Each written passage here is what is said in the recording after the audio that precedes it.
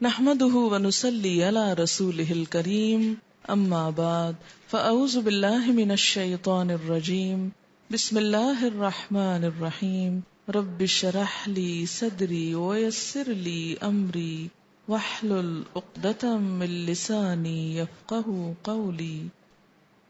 قرآن پاک کے بعد نبی صلی اللہ علیہ وسلم کی ذات، آپ کی شخصیت، آپ کی سیرت، آپ کی باتیں، یہ بھی ہماری قوم کے لیے اجنبی ہیں۔ ہم آپ سے محبت کا دعویٰ تو کرتے ہیں لیکن آپ کو جانتے نہیں، آپ کی حیثیت سے واقف نہیں، اس کے بارے میں افراط اور تفریط کا شکار ہیں۔ افراط کیا ہے؟ غلو۔ آپ کی ذات کے بارے میں یا تو ہمارے معاشرے کے اندر بہت غلو پایا جاتا ہے، اور وہ غلو کیا ہے کہ آپ کو آپ کی ہستی سے بڑھا کے کیا بنا دیا گیا؟ خدا کی ذات میں شامل کر دیا گیا۔ اور دوسری طرف تفریط۔ تفریط کیا ہے کہ آپ کی ذات کو پہچاننے کی بجائے، آپ کا حق ادا کرنے کی بجائے آپ سے منہ موڑ لیا گیا، آپ کو جاننے کی کوشش نہیں کی گئی۔ اگر آپ سے محبت کا دعویٰ بھی کیا گیا تو صرف چند شعروں کے نذرانے پیش کر دیے گئے، نعت لکھ کر یا پڑھ کر۔ کیا سمجھ لیا گیا کہ آپ کی محبت کا حق ادا ہو گیا۔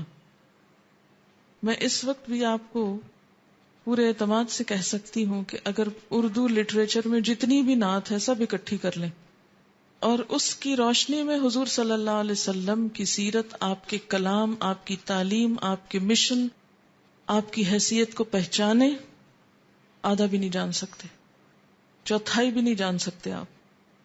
اس لیے کہ نعت کا موضوع یا بعض اوقات آپ کی صرف شخصیت کا ظاہری پہلو ہے، آپ کے بال کیسے تھے، آپ کی مسکراہٹ کیسی تھی، آپ کا حال حلیہ کیسے تھا، یا پھر اپنا رونا دھونا ہے کہ ہم آپ کے غم میں کیسے کیسے مبتلا ہیں، اور یا پھر ایسے الفاظ ہیں کہ جس میں آپ کا مقام بعض اوقات اللہ تعالیٰ کے مقام کے برابر ہے۔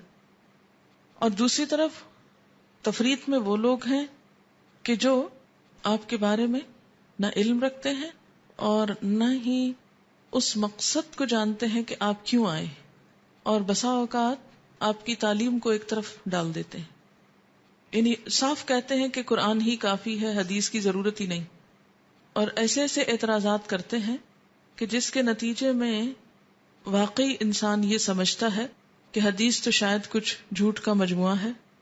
یعنی اقوال زرعی ہم بہت شوق سے پڑھیں گے، کسی بھی شاعر کا کلام، کسی کی بھی سینگز، کسی کی بھی پرحکمت باتیں، لیکن جو ہی کوئی حدیث آئی تو ہم ایک دم شک میں مبتلا ہو جائیں گے، پتہ نہیں ٹھیک بھی ہے کہ نہیں، اور کیا ہے، حدیث ہی ہے نا، نہ بھی مانا تو کیا کفر ہو جائے گا، کون سی آفت آ جائے گی۔ اور اس رویے نے ہمارے اسلام کو ایک فطری دین کی بجائے ایک ایسا دین بنا دیا کہ جو قابل عمل ہی نہ رہے۔ قرآن اور حدیث کا باہم تعلق کیا ہے؟ ایسا ہی جیسے ایک نظریے اور عمل کا ہوتا ہے۔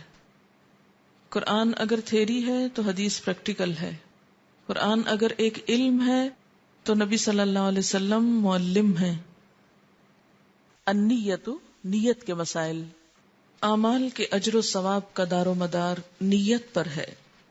عن عمر بن الخطاب رضی اللہ عنہ قال سمعت رسول اللہ صلی اللہ علیہ وسلم یقول انما الاعمال بالنیات وانما لكل امرئ ما نوى فمن كانت هجرته الى دنیا يصيبها او الى امرأة ينكحها فہجرته الى ما هاجر الیہ، رواہ البخاری۔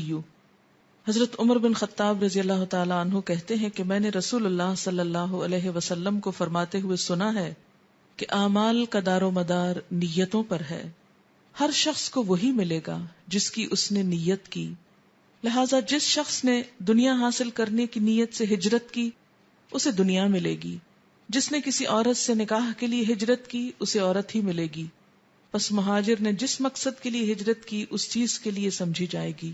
یہ اس کی دراصل وضاحت ہے، اسے بخاری نے روایت کیا ہے۔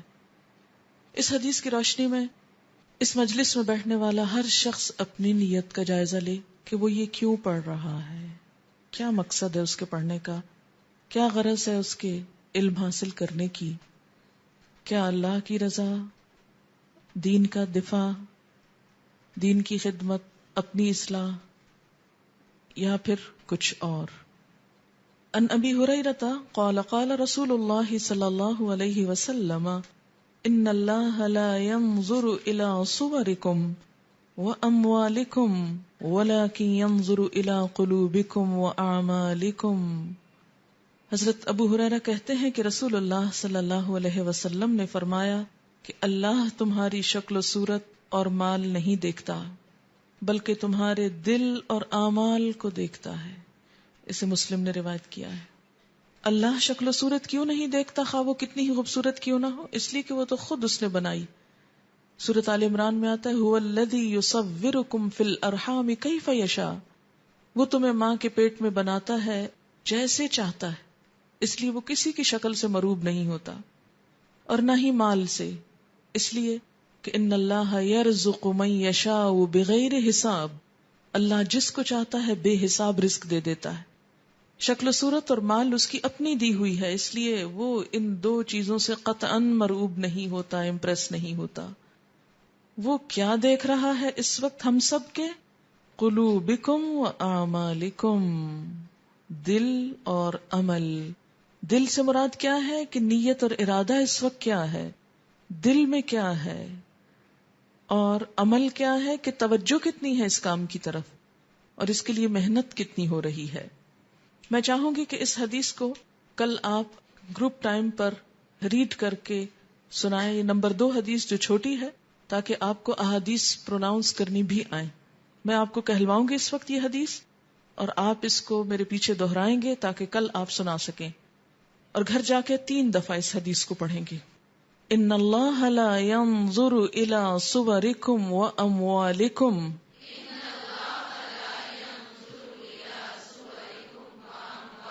ولكن ينظر إلى قلوبكم وأعمالكم۔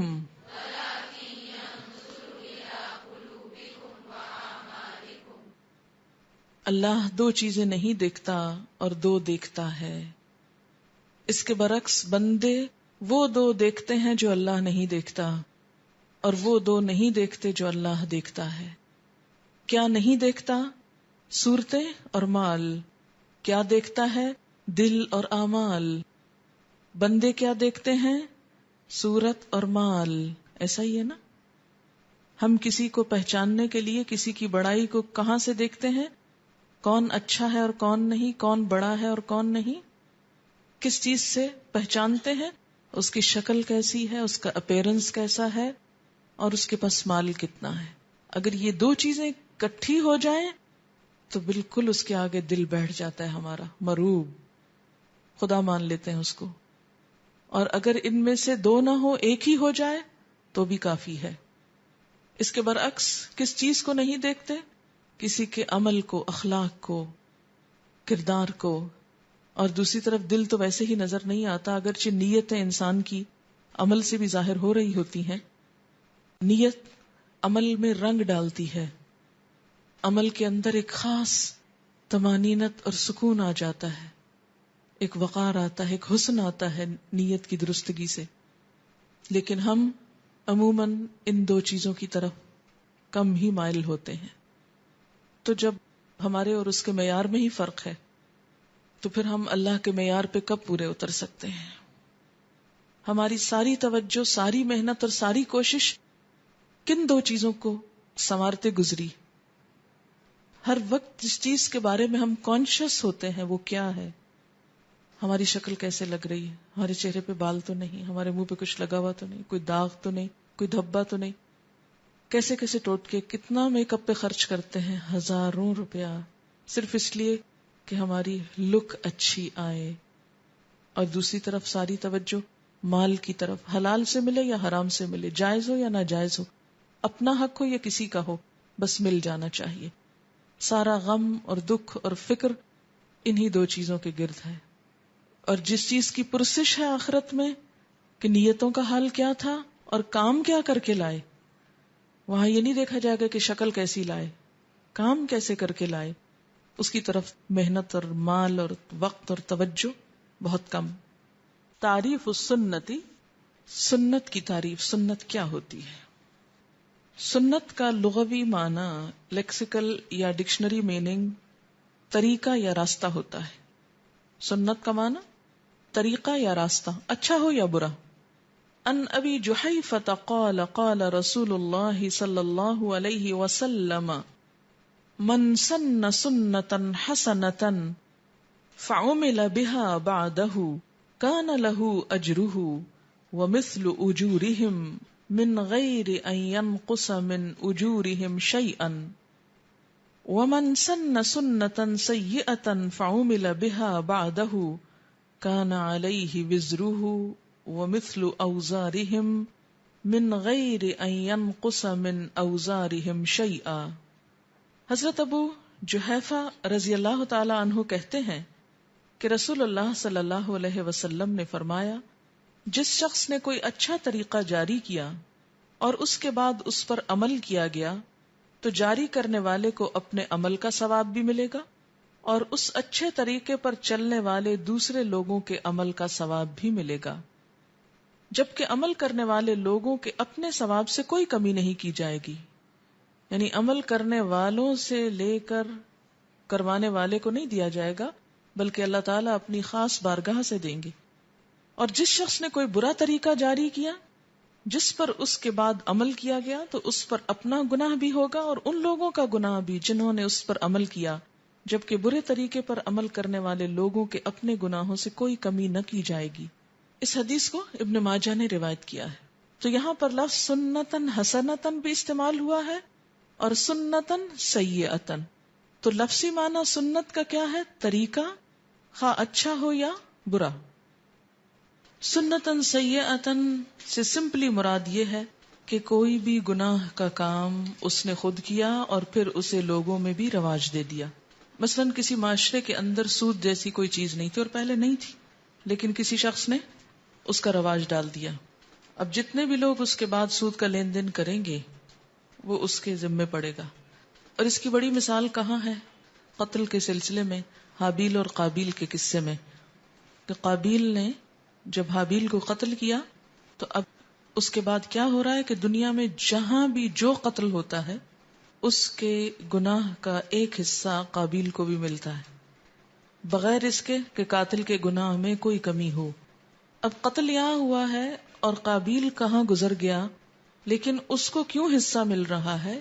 اس لیے کہ اس نے سب سے پہلے قتل انسانی کی رسم ڈالی. تو سنتن سیئتن سے مراد کوئی بھی گناہ کا طریقہ. اور اصل میں سمجھانا یہ مقصود تھا کہ لغت میں، ڈکشنری میں لفظ سنت اچھے طریقے اور برے طریقے دونوں کے لیے استعمال ہوتا ہے. اسلام میں شریعت کی اصطلاح میں سنت حضور صلی اللہ علیہ وسلم کے طریقے کے لیے استعمال ہوتا ہے.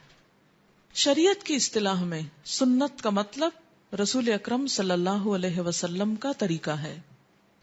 عن انس بن مالک رضی اللہ عنہ قال قال رسول اللہ صلی اللہ علیہ وسلم فمن رغب عن سنتی فلیس منی رواہ البخاری. حضرت انس بن مالک رضی اللہ تعالی عنہ کہتے ہیں کہ رسول اللہ صلی اللہ علیہ وسلم نے فرمایا، جس نے میرے طریقے پر چلنے سے گریز کیا وہ مجھ سے نہیں. اسے بخاری نے روایت کیا. تو گویا اسلام کی اصطلاح میں سنت کس کا طریقہ ہے؟ نبی صلی اللہ علیہ وسلم کا طریقہ. تو آج کے بعد آپ کے ذہن میں یہ بات واضح ہو جانی چاہیے کہ سنت کیا ہے؟ نبی صلی اللہ علیہ وسلم کا طریقہ زندگی، کہ آپ نے کس طریقے پر زندگی گزاری. ان طلحة بن عبد الله بن عوف قال صليت خلف ابن عباس رضی اللہ عنہما على جنازة فقرأ بفاتحة الكتاب قال ليعلموا انها سنة رواہ البخاری. حضرت طلحہ بن عبداللہ بن عوف رضی اللہ تعالی عنہ کہتے ہیں کہ میں نے حضرت عبداللہ بن عباس رضی اللہ تعالی عنہما کے پیچھے نماز جنازہ پڑھی تو انہوں نے اس میں سورۃ فاتحہ پڑھی اور فرمایا میں نے یہ اس لیے پڑھی ہے تاکہ لوگوں کو علم ہو جائے کہ یہ نبی صلی اللہ علیہ وسلم کا طریقہ ہے. آپ کا طریقہ کہاں؟ جیسے عبادات میں. آپ کا طریقہ کہاں؟ اخلاقیات میں، معاملات میں.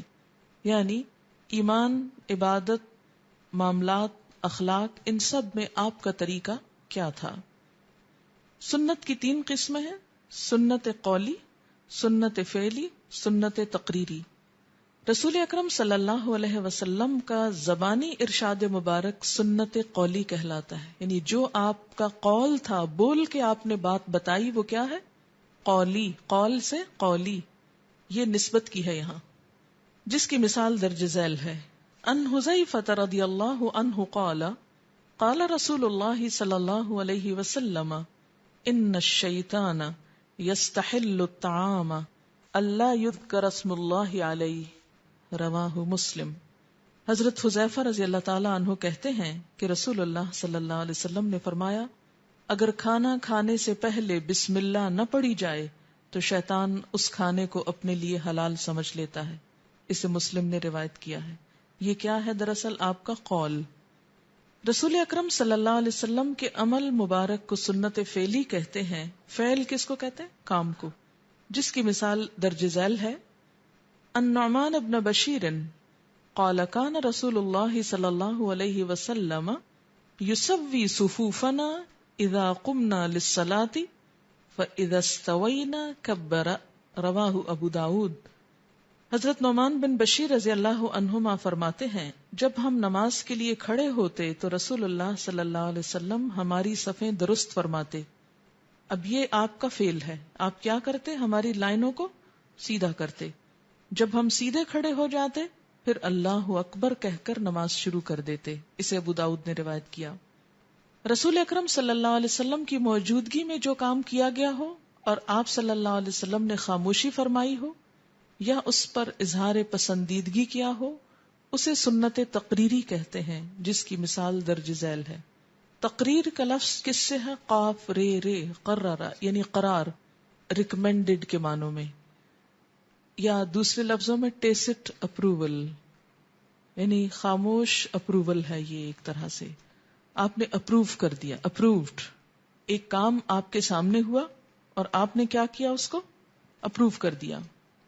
عن قیس بن عمرو قال رأى رسول اللہ صلی اللہ علیہ وسلم رجلا يصلي بعد صلاة الصبح ركعتين فقال رسول اللہ صلی اللہ علیہ وسلم صلاة الصبح ركعتان فقال الرجل انی لم اکن صلیت الركعتين اللتين قبلهما فصلیتهما الآن فسکت رسول اللہ صلی اللہ علیہ وسلم، رواہ ابو داود.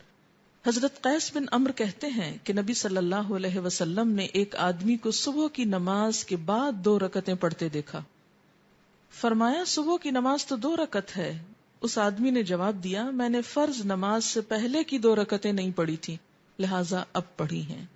رسول اللہ صلی اللہ علیہ وسلم یہ جواب سن کر خاموش ہو گئے. اس خاموشی کا مطلب کیا تھا؟ کہ ٹھیک ہے.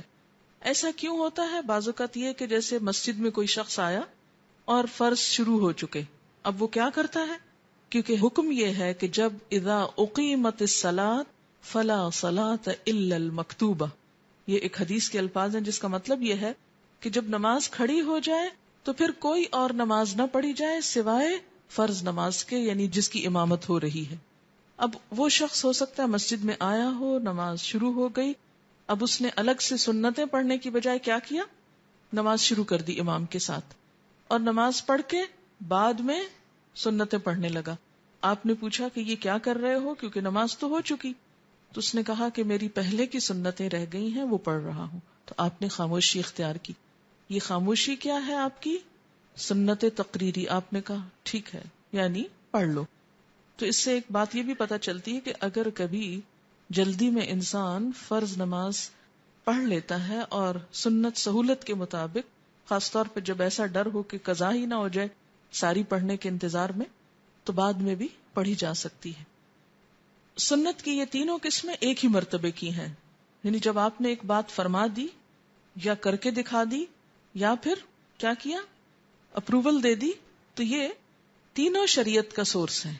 ان تینوں سے احکامات نکالے جائیں گے. السنت فی ضوء القرآن، سنت قرآن پاک کی روشنی میں. دین کے معاملے میں رسول اللہ صلی اللہ علیہ وسلم کے حکم کی اطاعت کرنا فرض ہے، کیونکہ بہت سے لوگ یہ کہتے سنائی دیتے ہیں قرآن تو ٹھیک ہے لیکن حدیث یا سنت یہ ضروری نہیں. تو اس کے بارے میں کہاں سے دلیل آئے گی؟ اسی قرآن سے جس کو لوگ مانتے ہیں. قرآن ہی ہم کو بتائے گا. قرآن پاک میں سورۃ انفال آیت نمبر 20 ہے، یا ایھا الذین آمنوا اطیعوا اللہ ورسولہ ولا تولوا عنہ وانتم تسمعون. اے لوگو جو ایمان لائے ہو، اللہ اور اس کے رسول صلی اللہ علیہ وسلم کی اطاعت کرو اور بات سن لینے کے بعد اس سے منہ نہ موڑو. تو یہاں سے کیا پتہ چلتا ہے کہ ایمان والوں کو کیا خطاب ہے؟ ایک طرف اللہ کی اطاعت کا اور دوسری طرف رسول صلی اللہ علیہ وسلم کی اطاعت کا. اور ساتھ ہی تاکید سے کیا فرمایا کہ جب بات سن لو تو منہ نہ موڑو. کس کی؟ اللہ کی یا رسول اللہ صلی اللہ علیہ وسلم کی. سورۃ النور میں فرمایا وَأَقِيمُوا الصَّلَاةَ وَآتُوا الزَّكَاةَ وَأَطِيعُوا الرَّسُولَ لَعَلَّكُمْ تُرْحَمُونَ. قابل غور ہے یہ آیت. نماز قائم کرو، زکوٰۃ دو اور رسول کی اطاعت کرو. نماز کیا ہے؟ فرض ہے نا. زکوٰۃ کیا ہے؟ فرض ہے نا. تو ان دو کے ساتھ تیسری چیز کیا کہی جا رہی ہے؟ رسول صلی اللہ علیہ وسلم کی اطاعت. تو کیا آپ یہ کریں گے نماز پڑھ لیں گے، زکوٰۃ بھی دے دیں گے، لیکن حضور صلی اللہ علیہ وسلم کی اطاعت نہیں، وہ نہیں ہم کریں گے؟ تو آپ کا دین مکمل کیسے ہوگا؟ نماز قائم کرو، زکوٰۃ دو اور رسول کی اطاعت کرو، امید ہے کہ تم پر رحم کیا جائے گا. سورۃ النساء آیت 80 من یطع الرسول فقد اطاع اللہ ومن تولی فما ارسلناک علیہم حفیظا. جس نے رسول اللہ صلی اللہ علیہ وسلم کی اطاعت کی اس نے دراصل اللہ کی اطاعت کی. یعنی نبی صلی اللہ علیہ وسلم کی اطاعت اصل میں کس کی اطاعت ہے؟ اللہ ہی کی. اور جس نے رسول صلی اللہ علیہ وسلم کی اطاعت سے منہ پھیرا، ومن تولی، جس نے منہ پھیرا، تو ہم نے آپ کو ان پر پاسبان بنا کر نہیں بھیجا، حفاظت کرنے والا بنا کے نہیں بھیجا. آپ کی ذمہ داری ختم، آپ ان کے نگران نہیں ہیں.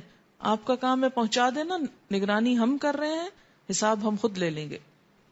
یہ ومن تولی کس سے خطاب ہے؟ کون مراد ہے ومن تولی؟ اور جو منہ پھیرے، کس سے؟ کس سے؟ یہاں کس چیز کا ذکر ہے؟ رسول کی اطاعت سے. من یطع الرسول فقد اطاع اللہ ومن تولی. پہلی بات کیا کی گئی؟ جو رسول کی اطاعت کرے گا وہ دراصل اللہ کی اطاعت کرے گا، اور جو منہ موڑے گا کس سے؟ رسول کی اطاعت سے صلی اللہ علیہ وسلم. تو ہم نے آپ کو ان پہ نہیں نگران بنایا، یعنی آپ ان کو پھر ان کے حال پہ چھوڑ دیں. سورۃ النساء آیت نمبر 64 وما ارسلنا من رسول الا لیطاع باذن اللہ. ہم نے جو بھی رسول بھیجا ہے وہ اس لیے کہ اللہ کے حکم سے اس کی اطاعت کی جائے. کس لیے بھیجا ہے؟ کہ اللہ کے حکم سے اس کی بات مانی جائے. تو گویا رسول کی اطاعت کا حکم بھی کس نے دیا ہے؟ اللہ نے دیا ہے. تو رسول کی اطاعت کرنا کیا ہوا؟ اللہ ہی کی اطاعت کرنا ہوا. سورۃ آل عمران آیت 132 وَأَطِیعُوا اللَّهَ وَالرَّسُولَ لَعَلَّكُمْ تُرْحَمُونَ. اللہ اور رسول صلی اللہ علیہ وسلم کی اطاعت کرو تاکہ تم پر رحم کیا جائے. تو جو رحم چاہتا ہے، رحمت، ابھی رحمت کی دعا کر رہے تھے نا، تو رحمت کب آتی ہے؟ جب اللہ اور اس کے ساتھ رسول اللہ صلی اللہ علیہ وسلم کی اطاعت کی جائے. سورۃ النساء کی آیت 59 یا ایھا الذین آمنوا اطیعوا اللہ واطیعوا الرسول واولی الامر منکم فإن تنازعتم فی شیء فردوه الی اللہ والرسول ان کنتم تؤمنون باللہ والیوم الآخر ذالک خیر واحسن تأویلا. اے لوگو جو ایمان لائے ہو، اللہ اور اس کے رسول صلی اللہ علیہ وسلم کی اطاعت کرو اور ان لوگوں کی جو تم میں سے صاحب امر ہوں، ذمہ دار ہوں۔ پھر اگر تمہارے درمیان کسی بھی معاملے میں اختلاف پیدا ہو جائے تو اسے اللہ اور اس کے رسول صلی اللہ علیہ وسلم کی طرف پلٹا دو۔ اس سے کیا پتہ چلتا ہے کہ اختلاف میں حجت کس کی بات ہوگی؟ نمبر 1 اللہ تعالی کی، اور نمبر 2 رسول اکرم صلی اللہ علیہ وسلم کی۔ یہاں سے ایک طرف جہاں یہ پتہ چلتا ہے کہ آپ کی بات بہت اہم ہے، وہاں دوسری طرف یہ بھی پتہ چلتا ہے کہ اختلافات میں آپ کے بعد کوئی بھی ہستی، خواہ وہ کتنی ہی بڑی کیوں نہ ہو، اتھارٹی نہیں ہے، یا اس کا قول قابل حجت نہیں ہے۔ اگر تم واقعی اللہ اور روز آخرت پر ایمان رکھتے ہو، یعنی ایمان کا تقاضا ہے کہ اپنے اختلافات میں صرف اللہ کی کتاب نہیں، سنت رسول صلی اللہ علیہ وسلم کی طرف بھی رجوع کرو، یہی ایک صحیح طریقہ ہے اور ثواب کے لحاظ سے بھی اچھا ہے، انجام کے اعتبار سے بھی بہترین ہے۔ انجام کے اعتبار سے کیوں بہترین ہے؟ کہ پھر اختلافات ختم ہو جائیں گے۔ سورۃ النساء ہی کی آیت نمبر 56 میں آتا ہے فَلَا وَرَبِّكَ لَا يُؤْمِنُونَ حَتَّى يُحَكِّمُوكَ فِي مَا شَجَرَ بَيْنَهُمْ ثُمَّ لَا يَجِدُوا فِي أَنفُسِهِمْ حَرَجًا مِمَّا قَضَيْتَ وَيُسَلِّمُوا تَسْلِيمًا۔ اے محمد صلی اللہ علیہ وسلم، تمہارے رب کی قسم، لوگ کبھی مومن نہیں ہو سکتے جب تک کہ اپنے باہمی اختلافات میں تم کو فیصلہ کرنے والا نہ مان لیں، پھر جو بھی فیصلہ تم کرو اس پر اپنے دلوں میں کوئی تنگی محسوس نہ کریں، بلکہ سر بسر تسلیم کر لیں، یسلموا تسلیما، پورا پورا مان جائیں۔ تو اس سے کیا پتہ چلتا ہے کہ مسلمانوں کے اختلافات میں اگر فیصلہ اللہ کے رسول صلی اللہ علیہ وسلم کی طرف نہ لوٹایا جائے تو یہ ایمان کے بھی منافی ہے، یا اس بات سے کترایا جائے کہ نہیں آپ سے نہیں فلاں سے پوچھتے ہیں یا فلاں سے فیصلہ لیتے ہیں، خواہ وہ کتنی ہی بڑی کوئی ہستی کیوں نہ ہو، کتنا بڑا عالم کیوں نہ ہو، کتنا بڑا انسان کیوں نہ ہو، کتنا ہی سمجھدار اور حکیم کیوں نہ ہو، لیکن اللہ کے رسول صلی اللہ علیہ وسلم کا مقابلہ کوئی بھی نہیں کر سکتا، اس لیے کہ رسالت آپ کی طرف بھیجی گئی تھی، جبریل علیہ السلام آپ کے پاس آتے تھے، اللہ تعالی کی طرف سے دی ہوئی حکمت آپ کو ملی تھی، اور باقی سب آپ کے فیض سے فیضیاب ہیں۔ سورۃ محمد میں آتا ہے یا ایھا الذین آمنوا اطیعوا اللہ واطیعوا الرسول ولا تبطلوا اعمالکم، اے لوگو جو ایمان لائے ہو، اللہ اور اس کے رسول صلی اللہ علیہ وسلم کی اطاعت کرو اور اپنے اعمال ضائع نہ کرو۔ اعمال کب ضائع ہوتے ہیں؟ جب انسان اللہ اور رسول کی اطاعت سے نکل کر یا ان کی مخالفت میں کوئی خود ساختہ نیک کام کرتا ہے، یعنی ان کا حکم کچھ ہے لیکن یہ کچھ اور کر رہا ہے اور اسے نیکی گردان رہا ہے۔ سورۃ حشر آیت نمبر 7 میں ہے وَمَا آتَاكُمُ الرَّسُولُ فَخُذُوهُ وَمَا نَهَاكُمْ عَنْهُ فَانْتَهُوا وَاتَّقُوا اللَّهَ إِنَّ اللَّهَ شَدِيدُ الْعِقَابِ۔ جو کچھ رسول تمہیں دیں وہ لے لو۔ اس کا کیا معنی ہے کہ آپ کے احکامات لینا ہم پر فرض ہے اور وہ اللہ کا حکم ہے۔ اللہ تعالیٰ نے فرمایا ہے کہ آپ جو کچھ دیں وہ لے لو، جو کرنے کو کہیں وہ کرو۔ جو لوگ یہ کہتے ہیں کہ ہم قرآن کو مانیں گے تو قرآن ہی ان کو یہ بتا رہا ہے کہ رسول جو کچھ دیتے ہیں وہ لے لو۔ اگر وہ رسول صلی اللہ علیہ وسلم کا دیا ہوا نہیں لیتے تو گویا وہ پھر قرآن کو بھی نہیں مانتے، اپنی خواہشات کے پیروکار ہیں۔ اور نہ صرف یہ کہ آپ کا دیا ہوا لے لو، بلکہ جس چیز سے آپ نے منع کیا ہے، روکا ہے، اس سے رک بھی جاؤ۔ وَمَا نَهَاكُمْ عَنْهُ فَانْتَهُوا، جس چیز سے تمہیں روک دے اس سے رک جاؤ، اور اللہ سے ڈرو، یعنی اگر نہیں رکو گے تو وہ پوچھے گا، بے شک اللہ سخت عذاب دینے والا ہے۔ پھر یہ کہ نبی صلی اللہ علیہ وسلم کی اطاعت اور اتباع کامیابی کی ضمانت ہے۔ سورۃ نور میں آتا ہے وَمَن يُطِعِ اللَّهَ وَرَسُولَهُ وَيَخْشَ اللَّهَ وَيَتَّقْهِ فَأُولَئِكَ هُمُ الْفَائِزُونَ، جو لوگ اللہ اور اس کے رسول صلی اللہ علیہ وسلم کی اطاعت کریں، اللہ سے ڈریں اور اس کی نافرمانی سے بچیں، وہی کامیاب ہیں۔ یہاں کامیابی کے 3 نکات بتائے گئے کہ کوئی شخص جو کامیاب ہونا چاہتا ہے اسے کیا کچھ کرنا ہوگا۔ نمبر 1 اللہ کی اطاعت، نمبر 2 رسول اللہ صلی اللہ علیہ وسلم کی اطاعت، اور نمبر 3 اللہ کی خشیت، اور نمبر 4 اللہ کا تقوی یعنی اللہ سے ڈرنا۔ اور اطاعت وہی کر سکتا ہے جس کے دل میں اللہ کا ڈر ہو۔ سورۃ نور آیت نمبر 51 میں آتا ہے انما کان قول المؤمنین اذا دعوا الی اللہ ورسولہ لیحکم بینہم ان یقولوا سمعنا واطعنا واولئک ھم المفلحون۔ ایمان لانے والوں کا کام تو یہ ہے کہ جب وہ اللہ اور اس کے رسول کی طرف بلائے جائیں تاکہ رسول ان کے معاملات کا فیصلہ کرے تو وہ کہہ دیں ہم نے بات سن لی اور اطاعت کی۔ یعنی جب اللہ کے رسول صلی اللہ علیہ وسلم کی طرف سے کوئی بات آ جائے، آپ کی پکار آ جائے، آپ کا حکم آ جائے، آپ کا فیصلہ آ جائے، تو ایمان والوں کا شعار کیا ہونا چاہیے؟ سمعنا و اطعنا، ہم نے سنا، ہم مان گئے۔ اور یہی لوگ کامیاب ہونے والے ہیں۔ کسی بچی نے ایک نوٹ مجھے بھیجا کہ ہم نے جنات اور شیاطین کے بارے میں جو احادیث پڑھی ہیں ان میں سے کچھ جب میں نے اپنے گھر والوں کو سنائی تو انہوں نے ہنسنا شروع کر دیا اور مذاق اڑایا۔ ایسے موقع پر مجھے کیا کرنا چاہیے؟ آپ کو یاد ہوگا میں نے آپ سے یہ کہا تھا کہ لوگ جس چیز کو جانتے نہیں ہیں اس کے دشمن ہوتے ہیں۔ یہ ان کی لا علمی کی وجہ ہے اور ناسمجھی ہے۔ یہی بات اگر کوئی سائنٹسٹ کہے تو ہم فوراً مان جاتے ہیں۔ ہم میں سے کس کس نے جراثیم اپنے آنکھوں سے دیکھیں؟ بتائیے کتنے لوگ ہیں؟ بہت کم ہو گئے جنہیں کسی لیبارٹری میں جا کر، اب تو لیبارٹری سے باہر بھی بہت سی ایسی چیزیں اویلیبل ہیں، اسکرین پر انٹرنیٹ پہ آپ بہت کچھ دیکھ سکتے ہیں۔ لیکن اس کے باوجود کہ اتنی معلومات عام ہیں، ہم میں سے کتنے لوگ واقعی جراثیم کی شکل و صورت سے واقف ہیں؟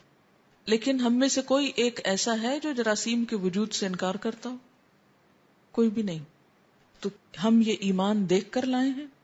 نہیں، صرف ایک شخص کے اوپر اعتماد کر کے یا کچھ لوگوں پر اعتماد کر کے جن کا سچا ہونا بھی کہیں ثابت نہیں، کسی نے گواہی نہیں دی کہ واقعی وہ سچے لوگ ہیں۔ اچھا، عام طور پر ہم کہتے ہیں آج کل فلاں چیز کا وائرس پھیلا ہوا ہے۔ ان معلومات کی بنیاد کیا ہوتی؟ سنی سنائی بات۔ حقیقت تو اللہ ہی جانتا ہے نا۔ اور اگر کچھ عرصے کے بعد سائنسدان یہ کہیں کہ وائرس نام کی کوئی چیز ہی نہیں تو ہم وہ بھی مان جائیں گے۔ لیکن اللہ کے رسول صلی اللہ علیہ وسلم جن کو ان کے دشمن بھی سچا مانتے تھے، ان کی بات سن کر ہمیں یقین کیوں نہیں آتا؟ اور صرف اسی کو جھٹلانے اور اس کا مذاق اڑانے پر ہم کیوں تلے ہوئے ہیں؟ کیا ہماری عقل، ہماری سمجھ اور ہماری لمیٹیشنز اتنی ہیں کہ ہم ہر اس بات کی تہہ تک پہنچے جو آپ نے فرمائی؟ اور کیا صرف اس وقت مانیں گے جب وہ کسی لیب میں پروو ہو جائے گی؟ تو یہ دراصل دین سے دوری اور ناسمجھی کی باتیں ہیں۔ ایمان تقاضا کیا کرتا ہے کہ جب آپ کوئی چیز ہم کو بتائیں تو ہم کیا کہہ دیں؟ سمعنا و اطعنا، ہم نے سنا اور ہم مان گئے۔ اسی کا نام ایمان ہے۔ یہ بعد میں ثابت ہوتا رہے گا کہ اس کی اصل حقیقت کیا ہے۔ آپ دیکھیے کہ جب یہ اعتماد زندگی میں نہیں رہتا نا تو آپ کسی بھی کام کے نہیں رہتے۔ مثلاً آپ کہیں سے کچھ خرید رہے ہیں، دکاندار آپ کو کہتا ہے کہ یہ اصلی ہے، تو آپ اس کو وہاں کھڑے ہو کے کہتے ہیں ثابت کرو اصلی۔ آپ کسی ڈاکٹر کے پاس جاتے ہیں، وہ آپ کو دوا دیتا ہے، آپ کہتے ہیں ثابت کرو کہ مجھے اس سے آرام آ جائے گا اور میں اسے کھا کے مروں گا نہیں۔ اگر کوئی ڈاکٹر آپ کا آپریشن ریکمینڈ کرتا ہے کہ آپ کی سرجری ہوگی تو آپ کیا کرتے ہیں کہ واقعی آپ سچ کہہ رہے ہیں کہ میرا علاج سرجری میں ہے؟ دوسری بات نہیں پوچھتے، چاہے اس میں علاج کی بجائے مزید بیماری میں اضافہ ہو جائے۔ تو انشاءاللہ تعالی ہم لیٹر آن یہ بات پڑھیں گے کہ آج ہم تک جو معلومات پہنچی ہیں نبی صلی اللہ علیہ وسلم کی زبانی یا آپ کی سیرت کے بارے میں، اس کی بنیاد کیا ہے، اس کی اوتھینٹسٹی کیا ہے. لیکن وہ سب باتیں پڑھنے سے پہلے، تاریخ میں جانے سے پہلے میں نے قرآن سے ابتدا کی ہے، تاکہ پہلے ہم اس پہ متفق ہو جائیں کہ واقعی اللہ کے رسول صلی اللہ علیہ وسلم کی بات مانی بھی جانی چاہیے کہ نہیں، یا یہ ماننا ضروری بھی ہے کہ نہیں، یا یہ کہ جس قرآن کو ہم مانتے ہیں وہ ہم کو کیا بتاتا ہے کہ ہمارا آپ صلی اللہ علیہ وسلم کے ساتھ معاملہ کیا ہو. اگر اس پہ اتفاق ہو تو ہم آگے چلیں گے، اگر اس پہ ہی اتفاق نہ ہو تو پھر آگے جانے کی بھی ضرورت نہیں. تاریخ تو پھر تاریخ ہے. پھر آیت ہے وَمَن يُطِعِ اللَّهَ وَرَسُولَهُ فَقَدْ فَازَ فَوْزًا عَظِيمًا، جس نے اللہ اور اس کے رسول کی اطاعت کی اس نے بڑی کامیابی حاصل کی. یعنی آپ کی اطاعت کامیابی کی ضمانت ہے. وَمَن يُطِعِ اللَّهَ وَرَسُولَهُ يُدْخِلْهُ جَنَّاتٍ تَجْرِي مِن تَحْتِهَا الْأَنْهَارُ خَالِدِينَ فِيهَا وَذَلِكَ الْفَوْزُ الْعَظِيمُ. جو شخص اللہ اور اس کے رسول صلی اللہ علیہ وسلم کی اطاعت کرے گا، اللہ اسے ایسے باغوں میں داخل کرے گا جن کے نیچے نہریں بہتی ہوں گی، جہاں وہ ہمیشہ رہے گا، اور یہی سب سے بڑی کامیابی ہے. اور یہ نہریں بھی کس کے لیے؟ صرف اللہ کی کتاب ماننے والے کے لیے نہیں، اس کے لیے جو اللہ اور اس کے رسول کی اطاعت کرے گا.